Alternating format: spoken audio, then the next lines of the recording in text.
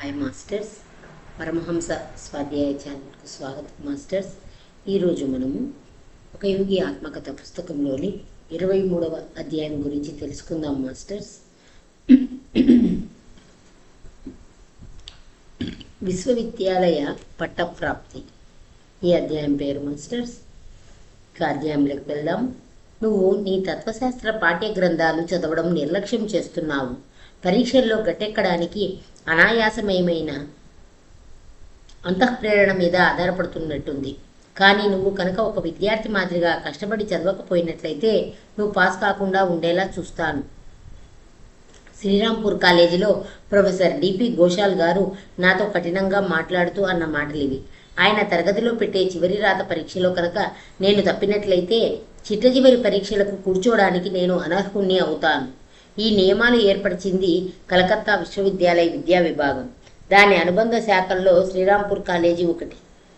భారతీయ విశ్వవిద్యాలయాల్లో ఒక విద్యార్థి బిఏ చివరి పరీక్షలో ఏ ఒక్క సబ్జెక్టులో ఉత్తీర్ణుడు అవ్వకపోయినా ఆ మరుసటి సంవత్సరం మళ్ళా మొత్తం అన్ని సబ్జెక్టుల్లోనూ పరీక్షకు కూర్చోవాలి.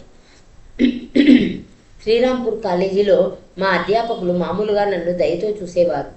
అయితే దాంట్లో రవ్వంత పరిహాసం కూడా లేకపోలేదు.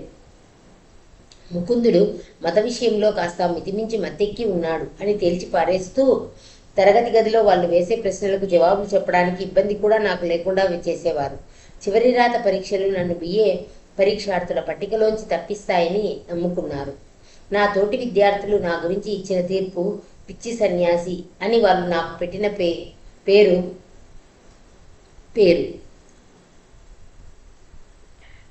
తత్వశాస్త్రంలో నేను తప్పుతానన్న ప్రొఫెసర్ ఘోషాల్ గారి బెదిరింపును వమ్ము చేయడానికి నేను తెలివిగా ఒక ఎత్తు వేశాను.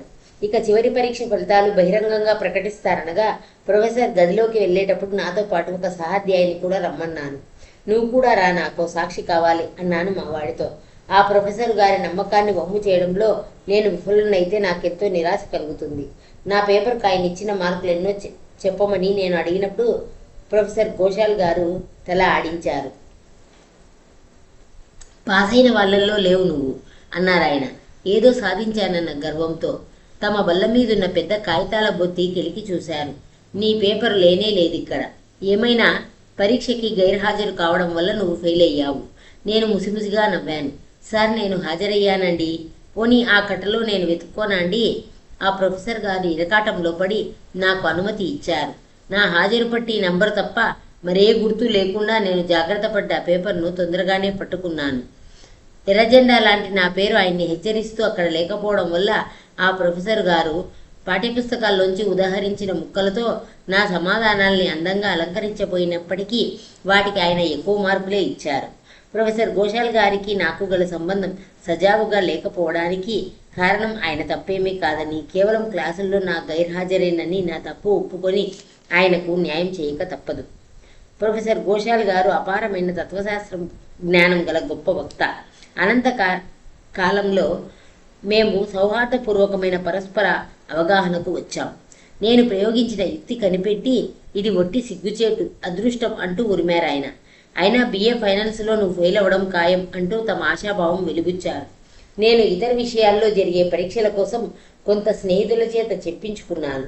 ముఖ్యంగా నాకు ప్రియమిత్రుడైన మా శారదా బాబయ్య గారి అబ్బాయి ప్రభాస్ చంద్ర ఘోష్ నాకు చాలా చెప్పాడు.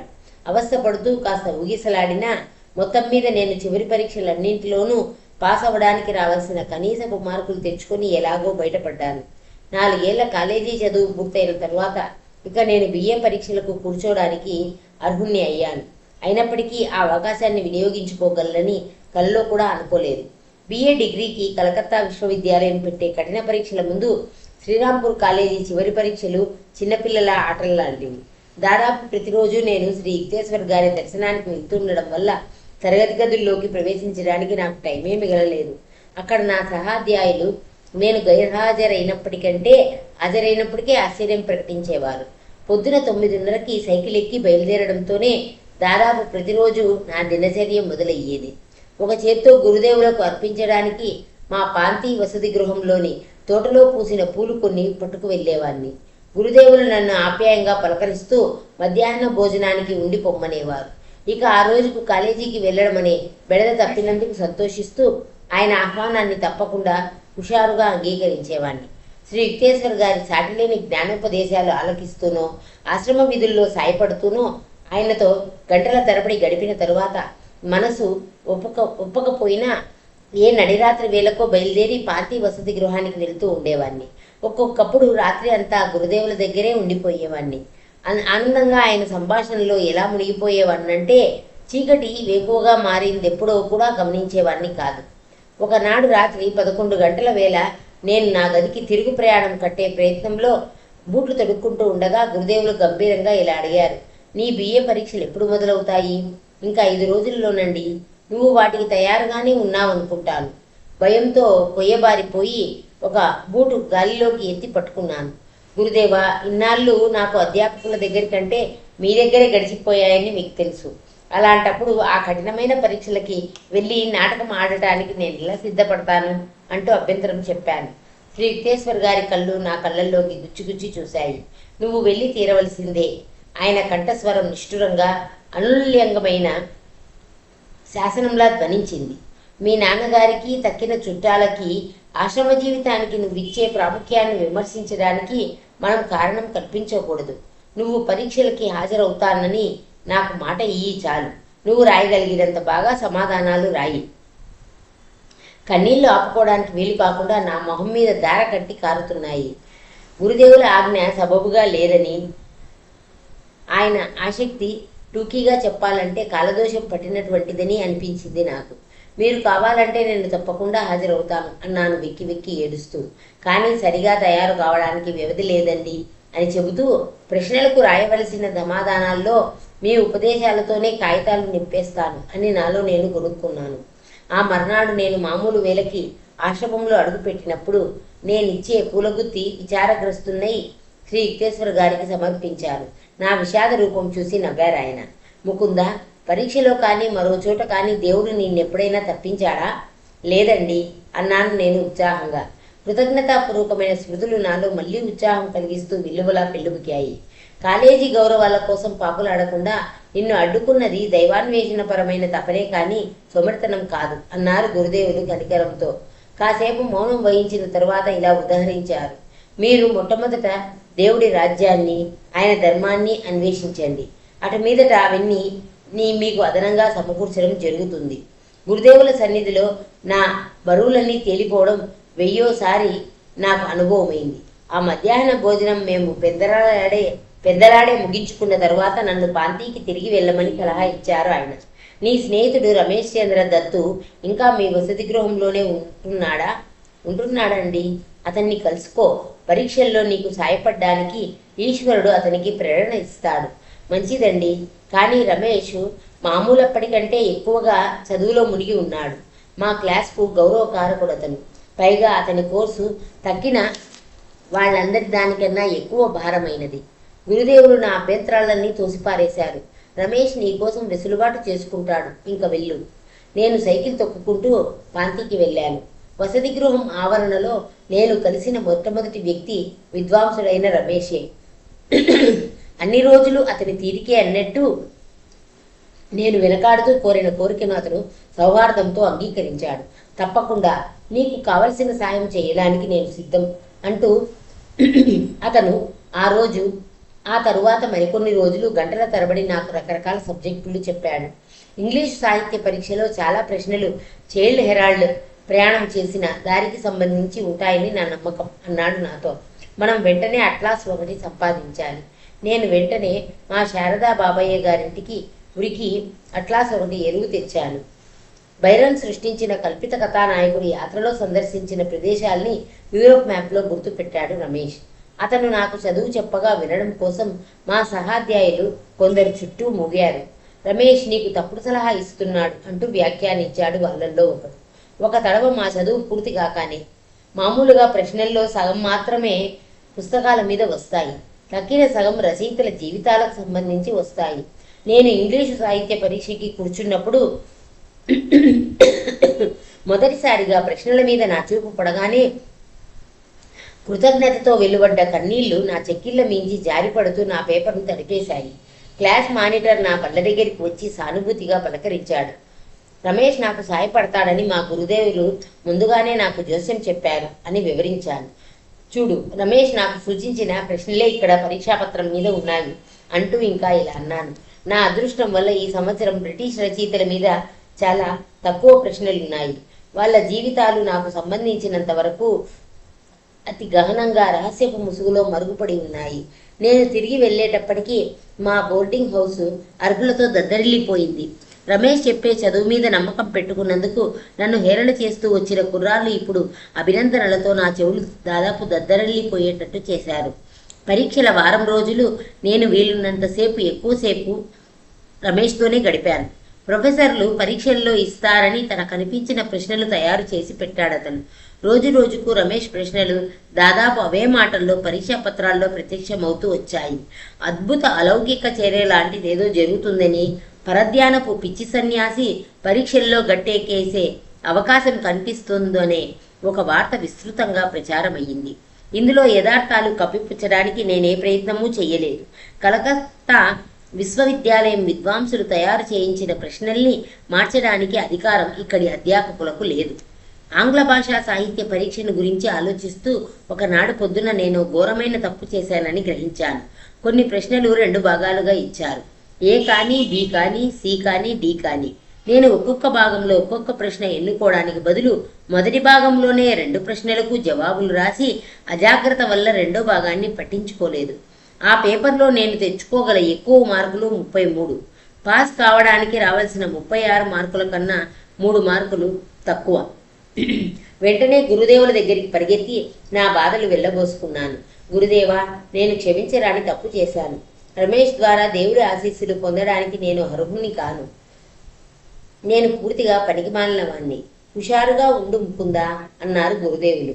శ్రీ యుక్తేశ్వర్ గారి స్వరంలో మార్దవం, నిశ్చింత కనిపిస్తున్నాయి. ఆయన నీలాకాశం వైపు వేలు చూపించారు. అంతరిక్షంలో సూర్యచంద్రులు తమ స్థానాలు మార్చుకోవడమైనా జరగచ్చు, కానీ డిగ్రీ సంపాదించడంలో నువ్వు ఫెయిల్ కావడం జరగదు. ప్రశాంత మనస్థితిలో నేను ఆశ్రమం నుంచి బయటికి వచ్చాను. అయితే నేను పాస్ కాగలగడం గణిత శాస్త్రీయంగా అనూహ్యంగానే కనిపిస్తోంది. 1-2 సార్లు బెదురుగా ఆకాశంలోకి చూశాను. దినరాజు తన మామూలు కక్షలో సురక్షితంగానే కనిపించాడు. నేను పాంతి చేరేసరికి మా సహాధ్యాయి ఒకడు అన్నమాట నా చెవిన పడింది. ఇంగ్లీషు సాహిత్యంలో పాస్ కావడానికి రావాల్సిన మార్కు మొట్టమొదటిసారిగా ఈ సంవత్సరం తగ్గించారని నాకు ఇప్పుడే తెలిసింది. నేను ఆ అబ్బాయి గదిలోకి జోరుగా పరిగెత్తేసరికి అతను కంగారు పడిపోతూ చూశాడు. నేను అతన్ని ఆత్రంగా ప్రశ్నించాను. జడదారి సన్యాసి అని నన్ను చూసి నవ్వుతూ, చదువు సంధ్యల మీద ఇంత హఠాత్తుగా ఆసక్తి పుట్టుకొచ్చిందేం నాయనా? చివరి క్షణంలో ఇలా గోల పెట్టడం దేనికి? కానీ పరీక్ష పాస్ అవ్వడానికి రావాల్సిన మార్కు ఇప్పుడే 33కు తగ్గించడం మాత్రం నిజం అన్నాడతను. ఆనందంగా 4 ఉరుకుల్లో నా గదిలోకి వచ్చి పడ్డాను. మోకాళ్ల మీదికి వాలి ఆ పరమేశ్వరుడి గణిత శాస్త్ర పరిపూర్ణతలకు జోహార్లు అర్పించాను. రమేష్ ద్వారా నాకు దారి చూపిస్తున్నట్టు స్పష్టంగా అనుభూతమవుతున్న ఒకానొక ఆధ్యాత్మిక శక్తి ఉనికి స్పృహలో ఉండడంతో ప్రతిరోజు నేను ఆనందంతో పులకితున్నయ్యాను. బెంగాలీ భాష కోర్సుకు సంబంధించిన పరీక్ష విషయంలో చెప్పుకోదగ్గ సంఘటన ఒకటి జరిగింది. ఒకనాడు పొద్దున ఆ కోర్సులో నాకు చదువు చెప్పని రమేష్ పరీక్ష హాలుకు వెళ్ళడానికి బోర్డింగ్ హౌస్ నుంచి బయలుదేరుతూ ఉండగా నన్ను పిలిచాడు. రమేష్, నీకోసం అరుస్తున్నాడు అన్నాడు ఒక క్లాస్మేట్. చిరాకుగా, వెనక్కి వెళ్ళకు, పరీక్ష హాలుకు వెళ్ళడానికి ఆలస్యం అవుతుంది అని చెప్పాడు.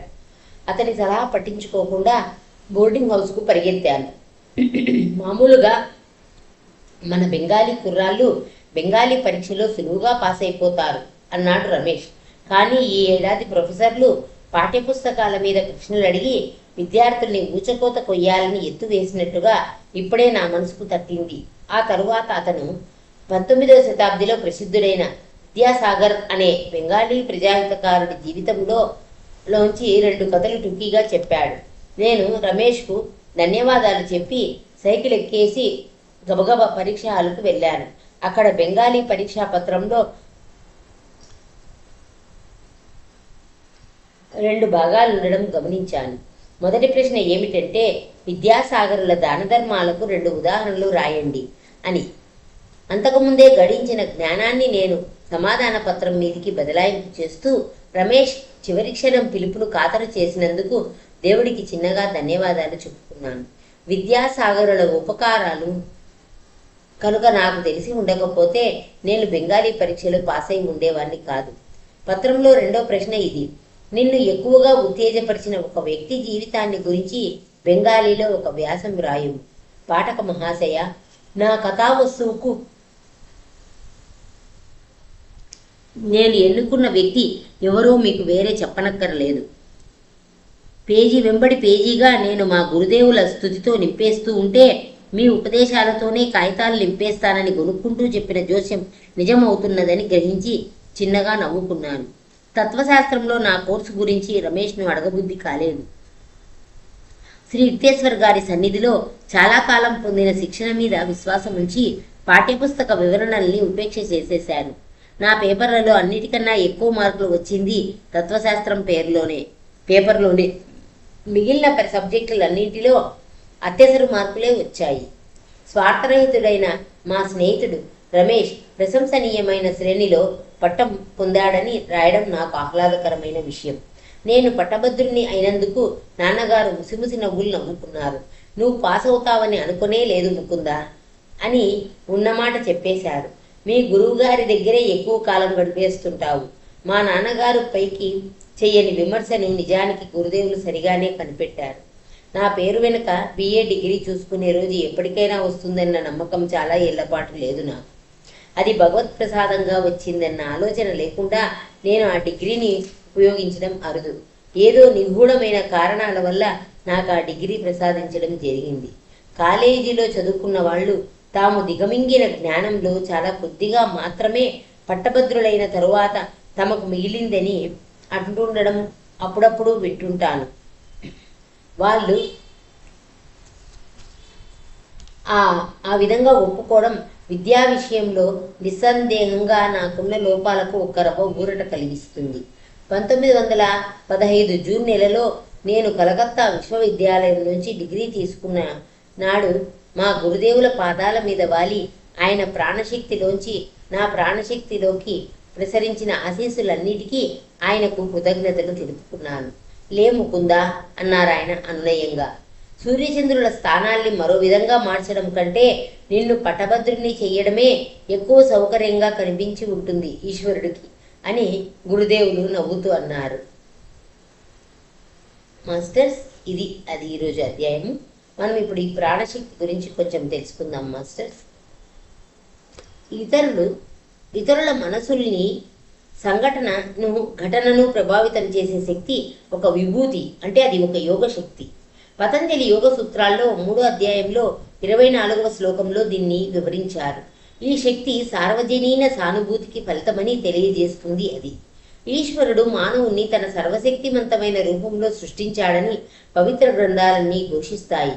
విశ్వం మీద నియంత్రణ ప్రకృతికి అతీతమైనదన్నట్టు అనిపిస్తుంది, కానీ నిజానికి తన పుట్టుకకు మూలం భగవంతుడనే సరైన స్పృహ సాధించిన ప్రతి ఒక్కడిలోనూ అటువంటి శక్తి అంతర్గతంగా సహజంగా ఉంటుంది.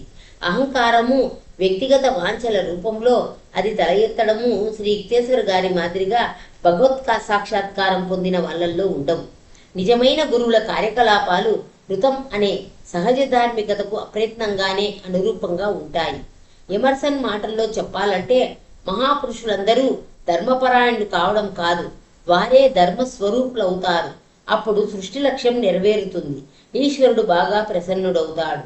దైవ సాక్షాత్కారం పొందిన మనిషి ఎవరైనా సరే అలౌకిక ఘటనలు ప్రదర్శించగలరు. సూక్ష్మమైన సృష్టి నియమాల్ని క్రీస్తులాగా అతడు అర్థం చేసుకోవడమే దానికి కారణం. కానీ సద్గురువులందరూ అద్భుత శక్తుల్ని ప్రయోగించాలని తలపెట్టరు. ప్రతి సాధువు తన రీతిలో తాను దేవుణ్ణి ప్రతిబింబింపజేస్తూ ఉంటాడు. ఏ 2 ఇసుక రేణువులు ఖచ్చితంగా ఒకదాన్నొకటి పోలకుండా ఉండే ఈ ప్రపంచంలో ఈ మాదిరి వ్యక్తిత్వాభివ్యక్తి మౌలికమైనది. దైవజ్ఞానం పొందిన సాధువుల్ని గురించి అపవాదం లేని సూత్రాలు రూపొందించడం కుదరదు. కొందరు అద్భుత అలౌకిక చర్యలు ప్రదర్శిస్తారు, కొందరు ప్రదర్శించరు. కొందరు నిష్క్రియులుగా ఉంటే మరికొందరు ప్రాచీన భారతదేశంలోని జనక మహారాజు, సెయింట్ తెరిసా ఆఫ్ అవిలా లాంటి వాళ్ళు బృహత్ కార్యకలాపాల్లో తలమునకలై ఉంటారు. కొందరు ఉద్బోధిస్తారు, సంచారం చేస్తారు, శిష్యుల్ని స్వీకరిస్తారు. కానీ మరికొందరు నీడ మాదిరిగా నిశ్శబ్దంగాను వినమ్రంగాను జీవితాలు గడుపుతారు. ప్రతి సాధువుకు వేరువేరు లిపిలో రాసిపెట్టి ఉన్న రహస్యమైన కర్మలిఖితాల్ని లౌకిక విమర్శకుడెవడు చదవలేడు. మాస్టర్స్, ఇది మాస్టర్స్ 23వ అధ్యాయం గురించి. Thank you masters, thank you.